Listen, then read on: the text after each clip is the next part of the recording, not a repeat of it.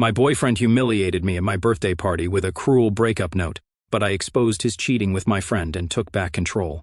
At my birthday party, I planned to announce my pregnancy. Instead, my boyfriend handed me a gift box. Inside was a note that read, "I'm leaving you, you're useless, and I deserve better." Everyone laughed as he walked away. Our friends looked at me, waiting for a reaction.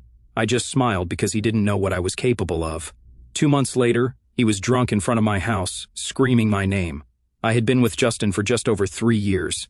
He was charming and attentive, actually maintaining eye contact instead of constantly looking around for someone more interesting to talk to. Things moved quickly between us. By our 1-year anniversary, we were living together in a cute little place we could barely afford. It wasn't perfect timing financially, but the rent in this city is ridiculous no matter when you move. Our relationship wasn't perfect, but it felt solid. We had similar goals: eventually buy a house, travel a bit, maybe have kids someday. Justin was always more concerned with appearances than I was. He cared about what car we drove, which restaurants we were seen at, and posting the perfect pictures on Instagram. I should have paid more attention to that red flag, but hindsight is 20/20, isn't it? About 4 months ago, I'd been feeling off, nauseous in the mornings, exhausted all the time. I took a pregnancy test, mostly to rule it out. We were careful, but not that careful. And then, 2 pink lines. I still remember sitting on the bathroom floor, staring at that little plastic stick like it was written in hieroglyphics. I spent about a week processing before telling anyone. My best friend, Barbara, was the first to know. She brought wine to our girls' night, and when I stuck to water, she knew immediately. She asked all the right questions. What I wanted, how Justin might react, practical things like insurance and maternity leave.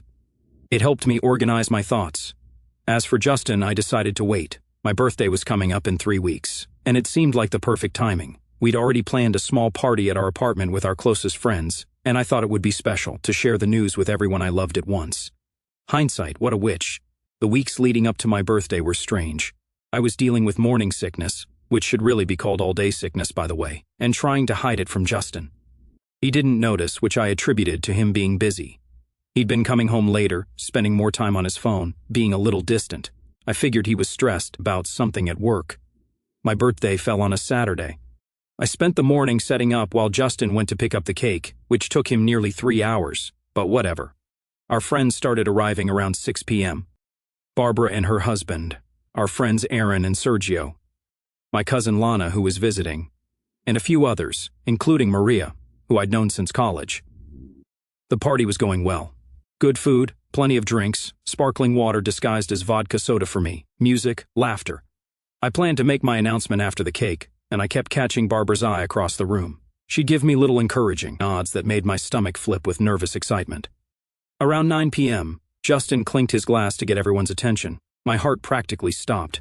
Had he somehow found out? Was he going to steal my thunder? He made this whole speech about how special I was, how lucky he felt to have me in his life, all while looking me directly in the eyes. Then he handed me a small, beautifully wrapped box with a silk ribbon. The room went quiet. Everyone was watching, some with phones out, ready to capture the moment. I remember thinking it might be an engagement ring and having a split second of panic about whether I should still announce the pregnancy if he proposed. Then I opened the box. Inside wasn't a ring, it was a folded piece of paper. I opened it, confused, and read the words that are basically burned into my brain now. "I'm leaving you. You're useless, and I deserve better. Your stuff will be packed by Monday." I looked up at him, sure this was some kind of horrible joke, but his expression had completely changed. Cold, distant, almost amused. Then he said loud enough for everyone to hear that we were done, that it had been fun, but he'd outgrown me. And then he laughed, actually laughed. A few people in the room laughed too, clearly thinking this was some kind of prank we'd planned. But then Justin turned and walked out the front door without another word. The silence that followed was deafening. I stood there, note in hand, pregnancy announcement dying in my throat, while our friends looked between me and the door, waiting for someone to yell, "Just kidding." But nobody did. Barbara was the first to move. She crossed the room, took the note from my hand, read it, and muttered that he was an absolute bastard. Then everyone started talking at once, confusion, concern, outrage on my behalf. And me? I just smiled. Not because I wasn't devastated. I was. Not because I wasn't humiliated. I absolutely was. But because in that moment I realized something crucial. Justin had no idea what was coming. He thought he'd orchestrated this perfect exit, this public execution of our relationship where he got to be the powerful one. But he didn't know I was pregnant with his child. He didn't know that I'd found his secret credit card statements 2 weeks earlier when I was looking for a stamp in his desk drawer. He didn't know that I'd already seen the texts on his Apple Watch when he was in the shower. He really should have set up two-factor authentication, LOL. And most importantly, he didn't know that I'm not the kind of woman who falls apart when pushed. I'm the kind who gets strategic. So, I smiled. I thanked everyone for coming. I assured them I was okay, I wasn't, and that they didn't need to worry about me. They did. I even cut the birthday cake Barbara had brought and passed out slices, as if celebrating the end of something rather than mourning it. Maria left almost immediately, claiming she felt sick. Interesting timing, right? Don't worry, we'll get to her. The others stayed, helping me clean up and offering places to stay, shoulders to cry on, alibis for murder. Kidding, mostly. By midnight, everyone was gone except Barbara, who insisted on sleeping on my couch despite my protests. Once we were alone, I finally broke down. The pregnancy, the betrayal, the humiliation, it all came crashing down at once. Barbara just held me and let me sob, not trying to fix anything with empty reassurances or those annoying everything happens for a reason platitudes people love to throw around when they don't know what else to say. When I finally calmed down, somewhere around 2 a.m., I told Barbara about the pregnancy. She wasn't even surprised, saying she'd suspected from how I'd been acting lately. Then I showed her the credit card statements with hotel charges, expensive restaurants, and jewelry purchases that had mysteriously never made their way to me. I scrolled through the screenshots I'd taken of texts to M with heart emojis and plans to meet when I was working late. We both knew exactly who M was, especially after Maria's hasty exit from the party. We stayed up talking until dawn, weighing options, making plans. Barbara asked about telling Justin about the baby, but I was firm. He'd find out eventually, but on my terms, when I was ready, not a moment before. As for his affair with Maria and the financial lies, I wasn't going to sink to his level with petty revenge, but I would make sure the truth came out, all of it. Barbara looked at me with this mix of concern and admiration as I laid out my thoughts. She commented that I could be scary sometimes when I got that determined look in my eye. I just laughed, a real laugh, the first one since opening that horrible box. That night, as I lay in bed alone for the first time in years, one hand resting on my still flat stomach, I made 2 promises, one to my unborn child, that I would provide a stable, loving home no matter what, and one to myself, that I would emerge from this stronger than before. Justin thought he was writing the end of our story with that cruel note. But if there's one thing I've learned from all those true crime podcasts I listen to while doing laundry, it is that the best revenge requires patience, planning, and a clear head, all 3 of which I had in abundance. First update. Hey Reddit, Lily here with a promised update. First, thank you so much for all the supportive comments on my last post. It's weird how strangers on the internet can sometimes be kinder than people you've known for years, isn't it? So, where did I leave off? Right, the birthday party from hell. Justin had just walked out after publicly humiliating me, leaving me shell-shocked with a pregnancy I hadn't told anyone about except Barbara. Let me pick up from the aftermath. The next morning I woke up to the smell of coffee and pancakes. Barbara was still there, bless her, acting like nothing had happened while simultaneously checking on me every 5 minutes. She kept insisting I eat something, obviously concerned about the baby. I managed a few bites before the nausea kicked in. Morning sickness is such a joy. Justin didn't come back that Sunday, which was both a relief and torture. I spent most of the day alternating between numbness, rage, and this weird, detached sense of planning. I made lists, so many lists, financial stuff I needed to sort out, doctor appointments to schedule, people to inform. It was like my brain went into survival mode, focusing on practicality to avoid confronting the emotional hurricane. Barbara helped me pack up some of Justin's things. Not everything, just enough to make it clear I wasn't planning on him coming back. The whole time my phone was blowing up with messages from our friends. Most were supportive, confused, wondering if I was okay. A few were from mutual acquaintances who seemed more interested in gossip than my well-being, and noticeably absent from the concerned chorus, Maria. Remember her from the party, the one who suddenly felt sick and left? Yeah. Monday morning arrived, and with it, reality. I called in sick to work, something I never do. I also made an appointment with my doctor to confirm the pregnancy and discuss options. Around noon, while I was researching tenant rights since the apartment lease had both our names, I got a text from Justin. I'll be by at 7 to get my things. Make sure you're not there. The audacity, right? I stared at that message for a solid 5 minutes before responding with a simple, no. Just that. No explanation, no alternative suggestion, just a firm boundary. He immediately called, and I immediately declined. Then I called Barbara, who rallied the troops. By 6:30, my apartment was filled with friends: Aaron, Sergio, Lana, who extended her visit, and a couple of others. A protective barrier of people who loved me. Justin showed up at 7, on the dot, and his face when he saw the welcoming committee? Priceless. He tried to act tough, demanded to know what was going on, but Aaron, who's like 6'4" and built like a brick wall, just handed him one suitcase with some clothes and essentials. Aaron told him firmly that the rest of his stuff would be available when he arranged a proper time and showed some basic human decency. For now, this was all he was getting. Justin tried to catch my eye where I sat on the couch, deliberately calm. He started saying something about how this was ridiculous and to just let him get his things. I finally spoke directly to him, telling him he should consider himself lucky I hadn't changed the locks yet, and we could discuss the rest of his belongings once I'd had time to process his lovely birthday surprise. He started to argue, but something in my expression must have warned him off.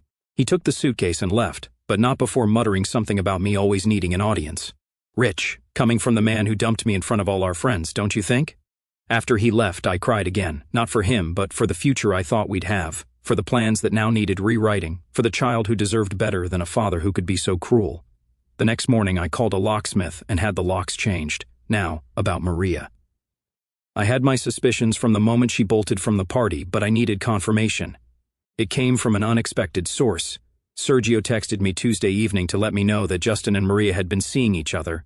He and Aaron had spotted them together 2 months ago, but couldn't be sure it wasn't innocent. He apologized for not telling me sooner. It was like being punched in the stomach and simultaneously feeling vindicated.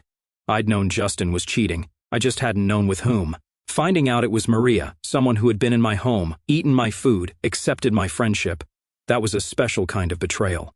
Instead of confronting either of them, I decided to wait, watch, gather information. Maybe I've been listening to too many true crime podcasts, but patience really is key in these situations. Over the next week, I focused on practical matters. I officially confirmed my pregnancy, 10 weeks along. I spoke with a lawyer about the apartment lease and division of assets. Thankfully, we weren't married, so no divorce drama. I froze our joint credit card and opened a new bank account in just my name. Basic protection stuff. What I didn't do was tell anyone except Barbara about the pregnancy. Not yet. It wasn't denial, it was strategy. I needed to get my ducks in a row first. 2 weeks after the birthday disaster, Justin texted again, asking to talk things through and collect more of his belongings. I agreed to meet him at a coffee shop near our apartment. Public place, daytime, on my terms. He looked terrible, which gave me a little jolt of satisfaction I'm not proud of. Unshaven, circles under his eyes, wearing a wrinkled shirt. He launched immediately into what I can only describe as a half-assed explanation. He'd been unhappy for a while. Felt trapped. Thought a clean break would be easier for everyone. I let him ramble for a while before I simply asked if Maria was making him happy. The look on his face? Priceless. Pure deer-in-the-headlights shock. He stumbled through denials that were so transparent I almost laughed. I cut him off and told him I knew about Maria, about the hotel charges on his secret credit card, about the jewelry he bought her with money we supposedly needed for rent. I asked him to just be honest for once. He deflated like a punctured balloon. He tried the "it's not what you think" line, but I cut him off again. I told him what mattered now was that he could collect the rest of his things that Saturday at 2 p.m. Aaron would be there to supervise. And after that, I didn't want to hear from him, unless it was through my lawyer. His voice actually squeaked when he repeated lawyer. He insisted we didn't need lawyers and could work things out ourselves. I stayed calm, even as my heart raced. I told him we were past that point, that he'd made his choice very clear at my birthday party, and I was just respecting it. As I stood to leave, he grabbed my wrist, not hard but desperately.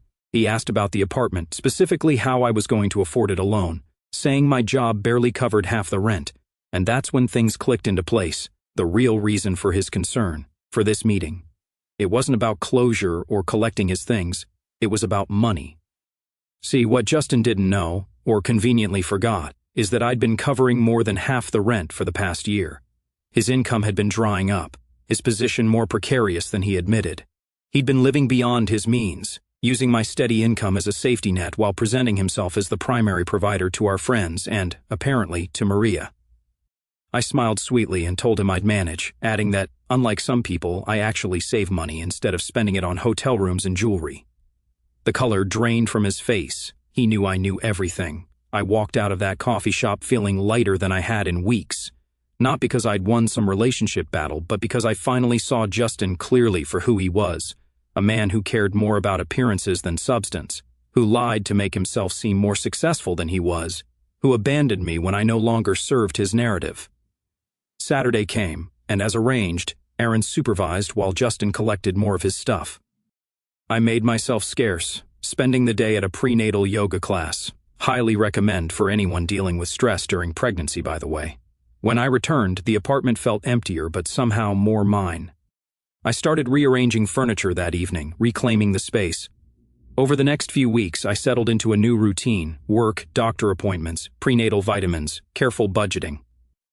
I wasn't just surviving, I was planning for a future that looked different but not necessarily worse than what I'd envisioned before. As for Justin and Maria, well, their romance wasn't exactly thriving. Through the grapevine, okay. Through Sergio, who heard from his cousin who works at the restaurant where they frequently argued in public, I learned that Maria was growing increasingly unhappy with her prize. Apparently, Justin had painted himself as much more financially stable than he actually was. Big surprise, right? The first real crack appeared about a month after our coffee shop meeting. I was at the grocery store, carefully comparing prices on prenatal vitamins, when I literally bumped carts with Maria. She looked startled, then guilty, then defiant in rapid succession. She greeted me awkwardly, saying I looked good. I replied that she looked tired, and she genuinely did. She had that same stressed expression Justin had worn at the coffee shop. An awkward silence stretched between us until she blurted out that Justin had told her we were already separated when they started seeing each other. According to her, he'd claimed we were basically done, just living together until the lease ended. I raised an eyebrow but said nothing. She stumbled through what might have been an attempt at justification or maybe an apology, saying she wouldn't have gotten involved if she'd known we were still together. I finally told her it didn't matter now, that she had him and should enjoy it. As I turned to leave, she called after me, saying he wasn't what she thought, that he'd promised things he couldn't deliver. I looked back at her. This woman I'd once considered a friend, now diminished by her own choices. I simply told her that sounded like a personal problem that I couldn't help her with. About 6 weeks after the birthday party, I started showing. Just a little bump, but unmistakable to anyone looking closely. I decided it was time to be more open about the pregnancy. I told my boss first, who was amazingly supportive, offering flexible hours for my 3rd trimester. Then I gradually told other friends and family. Word travels fast in social circles. I knew it would eventually reach Justin, but I wasn't hiding anymore. This baby was happening, with or without his involvement. 7 weeks post-breakup, as my pregnancy hit the 17-week mark, I received a series of increasingly frantic texts from Justin. Is it true? Are you pregnant? Why didn't you tell me? We need to talk immediately. Answer your phone, Lily. This involves me too. I didn't respond to any of them, not out of spite, but because I truly didn't know what to say yet.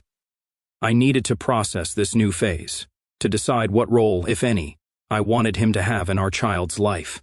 The texts continued, growing more desperate. I have rights, you know. You can't keep my child from me. Call me back or I'm coming over. That last one prompted me to finally respond. I told him not to come to my apartment uninvited, that I would call the police if necessary, and that I would contact him when I was ready to discuss this civilly. He backed off for exactly 2 days. Then, as the title of my original post foreshadowed, he showed up. It was just after 11 p.m.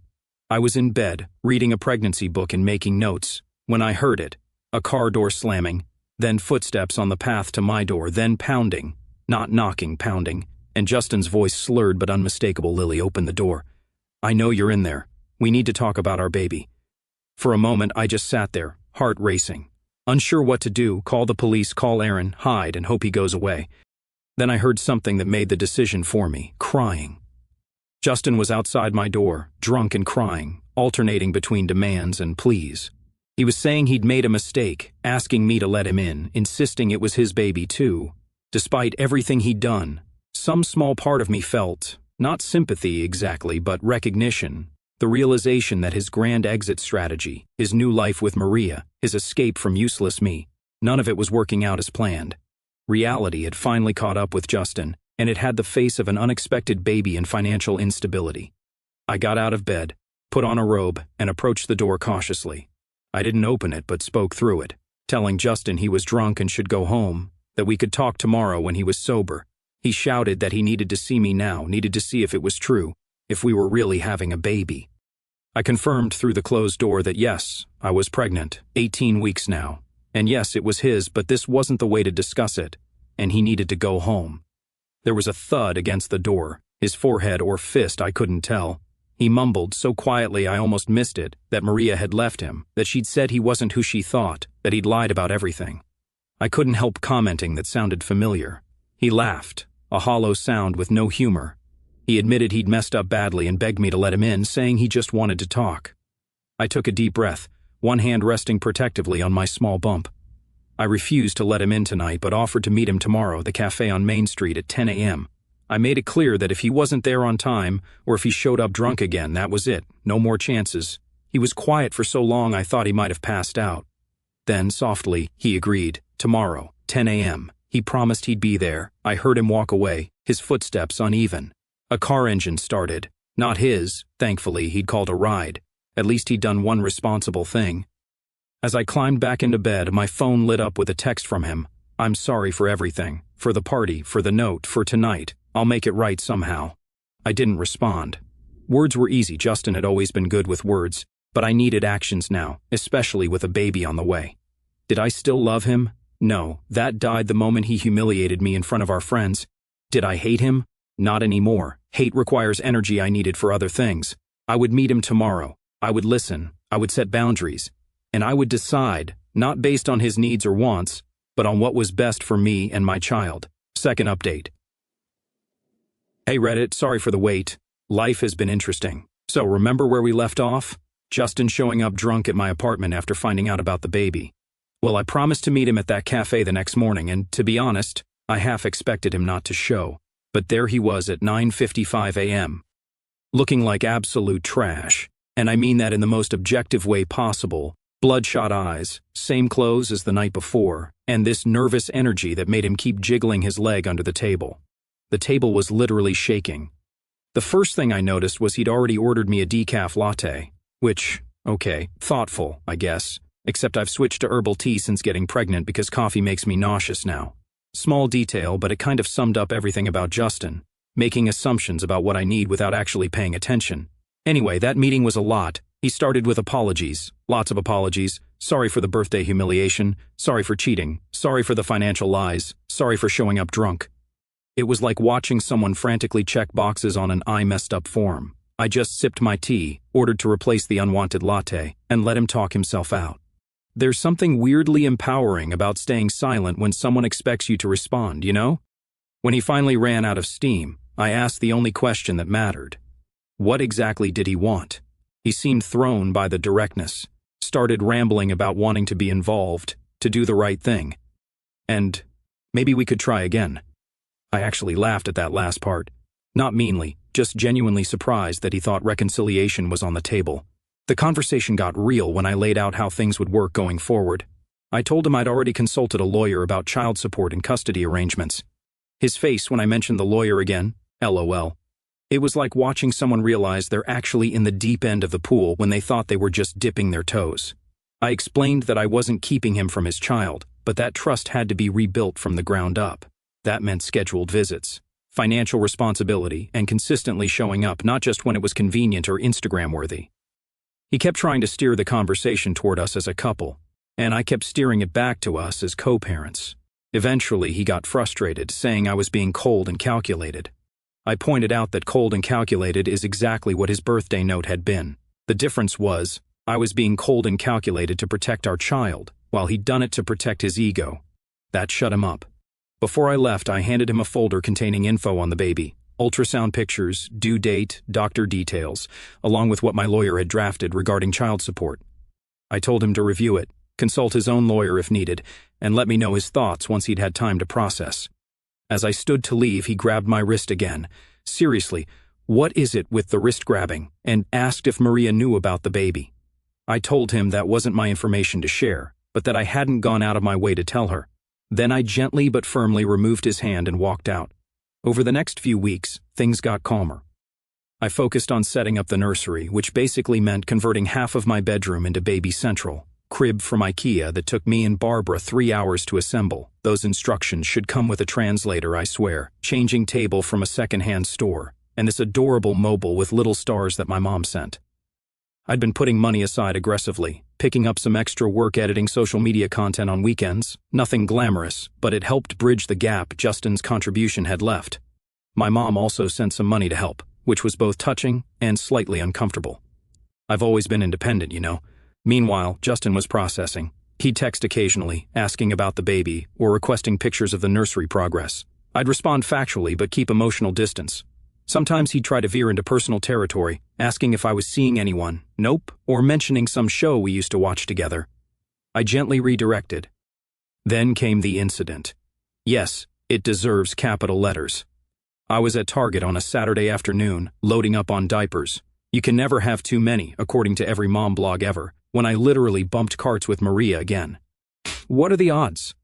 This time was different, though. She wasn't awkward or defensive, she actually seemed relieved to see me. She immediately asked how I was feeling, how the pregnancy was going, all while looking genuinely interested. Then she said something that caught me completely off guard. She apologized. Not a rushed, uncomfortable sorry, not sorry, but a real, thoughtful apology, acknowledging the pain she'd caused. She explained that Justin had sold her the same story he'd apparently fed multiple women, that we were basically over, just going through the motions, that I was holding him back from his true potential. She found out he'd been seeing another woman while dating her. The irony wasn't lost on either of us. We ended up getting coffee, tea for me, and having this surreal conversation about the man we both now saw clearly for who he was. Not a monster, just a deeply insecure person who needed constant validation and was willing to lie to get it.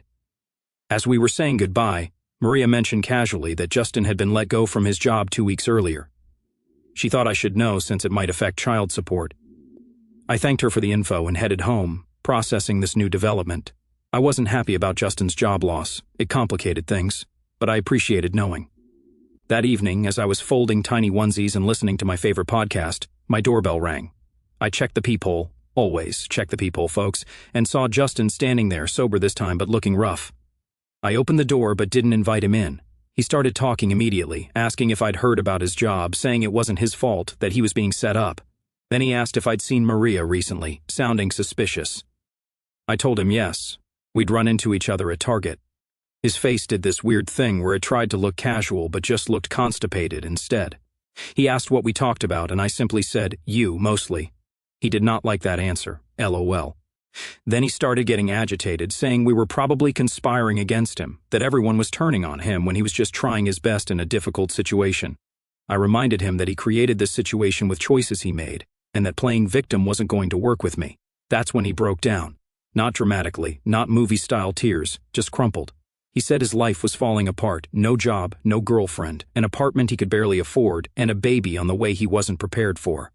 For a brief moment, I felt that old urge to comfort him, to fix things.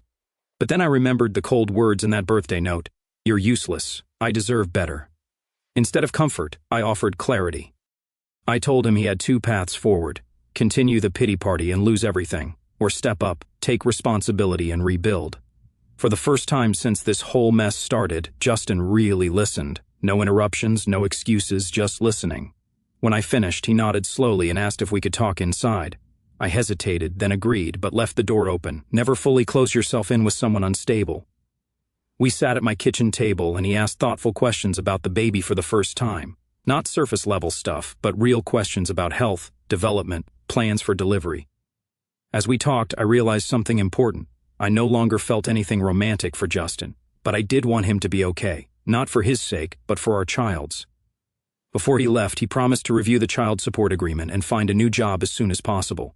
He also, surprisingly, thanked me for not hating him when I had every right to. I told him hate takes too much energy, and I was saving my energy for more important things now. The next few weeks brought subtle changes. Justin found a new job, paying less but steadier. He signed the child support agreement without argument. He even enrolled in a parenting class at the community center. As my due date approached, things felt not perfect but functional. Justin and I established a cautious co-parenting relationship built on clear boundaries and expectations. He came to doctor appointments when invited. He helped assemble the crib when I finally admitted defeat with those ridiculous IKEA instructions. Last week, at 7 months pregnant, I received a package from him. Inside was a journal, not expensive, just simple and practical, with a note that said, for your thoughts, plans, and all the true crime podcast notes you want to write. You were never useless. I was just too self-absorbed to see your value. I didn't respond. Some things don't need acknowledgement. But I did start using the journal, mostly to document this journey so I can someday tell our child the complicated, messy, very human story of how they came to be. Last update. Hey Reddit fam, it's been so long since my last update that some of you probably forgot about me. LOL, a lot has happened and I've been meaning to post. But having a newborn doesn't exactly leave you with tons of free time or functioning brain cells. So, the baby is here. Little Zoe arrived 6 weeks ago, weighing 7 pounds 4 ounces, with a full head of dark hair and her father's chin. The only feature of his I'm not mad about her inheriting, to be honest. Labor was, well, let's just say all those YouTube birth vlogs I binged did not prepare me for the reality. 32 hours, people. 32 hours. The funny thing is, during those endless hours of contractions, I kept thinking about how much I'd changed since that birthday party from hell 8 months ago. I was a woman standing in shock with a breakup note in her hand. Now I was bringing a whole human into the world. Life comes at you fast, doesn't it? Justin was actually at the hospital for the birth, which surprised pretty much everyone, including me. He showed up with this massive teddy bear that literally wouldn't fit through the door of my hospital room. Seriously, where did he think we were going to put that thing in my one-bedroom apartment? But he stayed through the waiting, through my not-so-ladylike screaming, through it all. Barbara was my rock, though. When things got intense, and I was convinced I couldn't do it anymore, she was right there, reminding me that I was already doing it. Justin mostly hovered awkwardly in the corner, scrolling through his phone and occasionally asking if I needed anything, which, I mean, at least he was trying. When Zoe finally arrived and they placed her on my chest, I had this moment of pure clarity. Everything we go through, all the heartbreak, betrayal, uncertainty, it all led to her, and I wouldn't change a single step of the journey. Justin cried when he held her. Not movie star tears, but this awkward, trying not to but can't help it kind of crying that made his nose run and his face blotchy. It was the most genuine emotion I'd seen from him in our entire relationship. The first few weeks at home were a blur of diaper changes, feeding struggles, and sleep deprivation unlike anything I've ever experienced. My mom came to stay for 2 weeks, which was both a blessing and a challenge.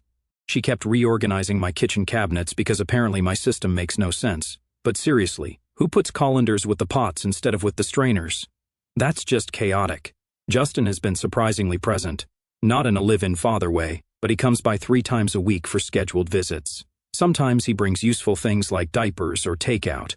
Other times he brings ridiculous baby clothes that are completely impractical but admittedly cute. Last week, it was a tiny leather jacket for a 6-week-old. I didn't have the heart to tell him she'll outgrow it before the weather's even cool enough to wear it. Our co-parenting relationship is still evolving. We have moments of tension, especially when he shows up late or cancels last minute because of work stuff. But we also have moments where it feels almost normal, like when he noticed I was struggling with a clogged milk duct and actually researched remedies, then showed up with cabbage leaves and a heating pad. If you know, you know.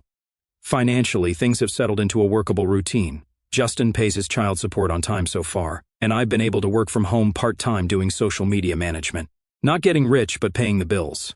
My landlord actually let me renew the lease in just my name without any drama, which felt like a small victory. The apartment feels completely different now. Justin's stuff is gone, replaced by baby gear that somehow takes up twice the space. I repainted the living room this soft sage green that makes me happy every time I see it. It's amazing how much your surroundings affect your mood, you know? Maria and I still run into each other occasionally. Our city isn't that big.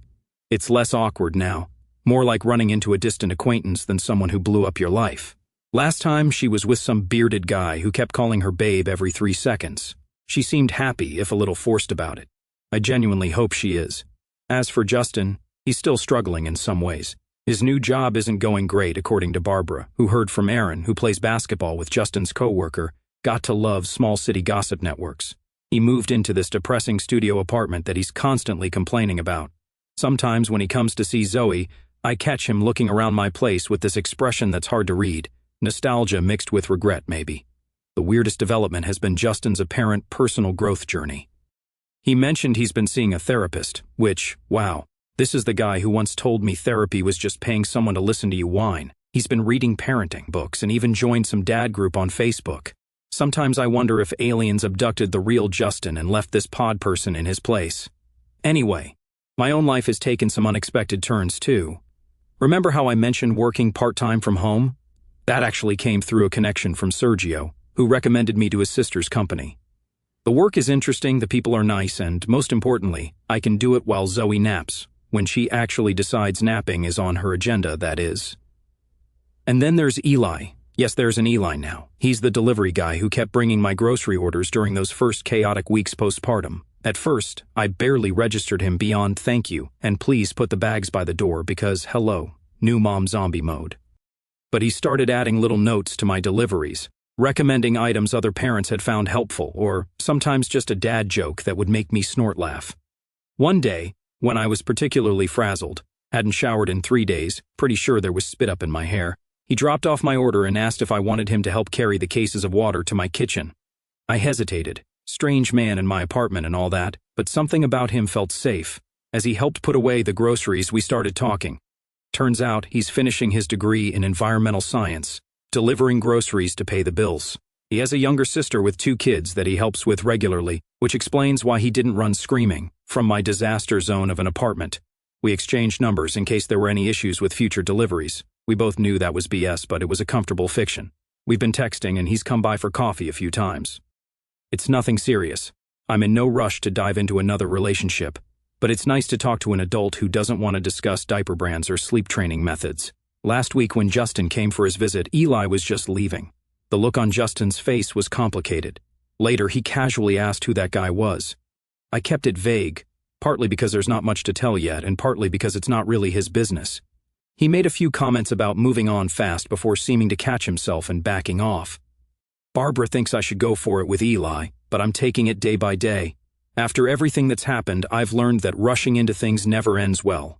Besides, Zoe is my priority right now. Dating as a single mom is a whole different ballgame, and I'm still learning the rules. Speaking of Barbara, she's been my constant through all of this. When I'm overwhelmed and convinced I'm failing at motherhood, she brings over iced coffee, my first love, finally back in my life now that breastfeeding is going better, and reminds me that all new parents feel this way. She takes Zoe for a few hours sometimes so I can shower, nap, or just stare at a wall in blessed silence. Yesterday was actually my birthday, 1 year since the box that changed everything. Instead of dwelling on that memory, I had a small gathering at my place. Barbara and her husband, Aaron and Sergio, my cousin Lana, and a few other close friends. Justin stopped by briefly to drop off a gift, a surprisingly thoughtful bracelet with Zoe's birthstone, but didn't stay. As I looked around at my little apartment, filled with people who truly care about me, at my daughter sleeping peacefully in her bassinet, at the life I've built from the ashes of what I thought I wanted, I felt something I hadn't expected: gratitude. I don't know what the future holds. Maybe Eli will become something meaningful, or maybe he'll just be a brief, kind chapter in this story. Maybe Justin will continue growing into a decent co-parent, or maybe he'll revert to old patterns. Maybe I'll stay in this apartment forever, or maybe I'll eventually find a house with a yard for Zoe to play in. What I do know is that I'm not the same woman who stood holding that note on her birthday last year. That woman was shattered but determined. This woman is rebuilt, stronger at the broken places. So, I guess if there's any moral to this long, messy story, it's that sometimes the worst thing that happens to you can lead to the best version of yourself. Not immediately, not easily, but eventually. P.S. If you're wondering what happened, that giant teddy bear Justin brought to the hospital, it's currently serving as a barricade to keep Zoe from rolling off my bed when I need to put her down for 2 seconds to pee. So I guess it found its purpose after all. For those asking what happened to the infamous breakup note, I kept it. It's in a memory box in Zoe's closet, along with her hospital bracelet, first lock of hair, and the positive pregnancy test. Someday, when she's old enough, we'll tell her the whole story, not to burden her, but because it's part of her history too.